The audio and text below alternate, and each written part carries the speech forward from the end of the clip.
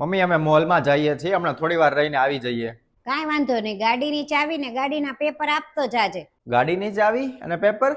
પણ મમ્મી ગાડી તો અમે લઈને જઈએ છીએ અત્યારે, અને હવે તમે તે અત્યારે કરશો શું ઘરમાં ગાડીની ચાવીની પેપર લઈને? મારે ગાડીને વેચવાની છે ને એટલે જોવા આવવાના છે ગાડી. અરે મમ્મી તમે ગાડી વેચો છો? અને કોને પૂછીને વેચો છો? હું હલાવું છું ગાડી, મારે કામ આવે છે. પેલી વાત કે મારે કોઈને પૂછવાની જરૂર નથી ને અમથી ગાડી ક્યાં કોઈને કામ આવે છે. અરે મમ્મી ગાડી કેટલી કામ આવે છે, ગમે ત્યારે ક્યાંક જવું હોય, આવવું હોય, કંઈક વાતાવરણ ખરાબ હોય ત્યારે ગાડી તો કામ આવે છે અમારે જવા માટે. ગાડી તો તમારે આવવા જવા માટે કામમાં આવે છે, મારા માટે થોડી કામમાં આવે છે. અને ગાડી લીધી હતી કોણે? તારા પપ્પાએ, એટલે હું ગમે એ કરી શકું. મમ્મી આમાં તારું મારું ક્યાંથી આવી ગયું? અને પપ્પાએ ગાડી લીધી હતી તો બધા માટે જ લીધી હતી ને, તો બધાને કામ આવશે.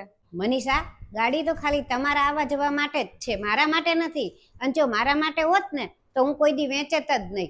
અરે મમ્મી આ તો કેવી વાત થઈ? તમે ગાડી વેચી દેશો તો અમે આવશું ને જશું કઈ રીતના?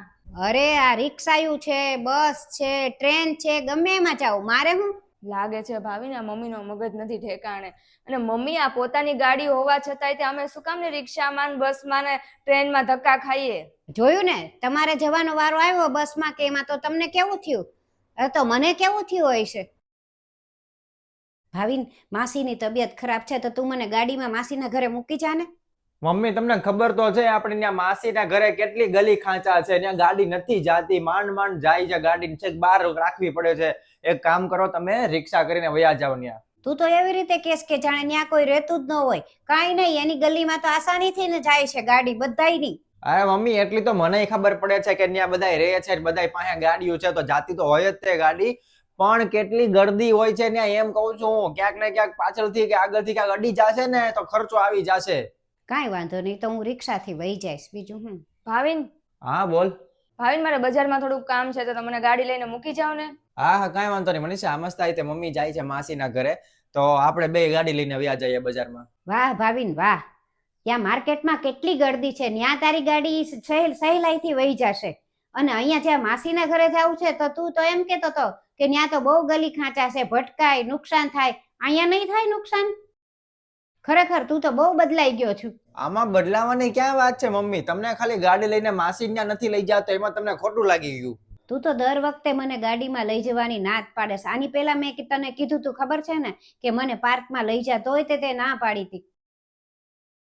અને જ્યારે મનીષાએ કીધું કે મને મોલમાં ગાડી લઈને લઈ જાવ ને તો તું તરત જ તેને મોલમાં લઈ ગયો. અને સાચું કહું ને તો તમારા બેય માટે જ ગાડી છે, મારી માટે ગાડી નથી. એક કુટુંબમાં રહેતા હોઈએ ને આપણે તો બધાને હારે જ જવાનું હોય ગમે ત્યાં. અને આ ઘર, આ ગાડી તારા પપ્પાએ ને મેં કેટલી મહેનતથી લીધી છે, એ તને ખબર છે? અમે તો કોઈ દિવસ તારું મારું નથી કર્યું અને તમે તો તારું મારું કરવા માંડ્યા. મા બાપ તો હંમેશા છોકરાઓની ખુશી જ જોતા હોય, પણ અત્યારના છોકરા એવા થઈ ગયા છે ને કે મા બાપની સામું જોતા જ નથી. મમ્મી તમે સાચું કહો છો, અમારથી ભૂલ થઈ ગઈ છે.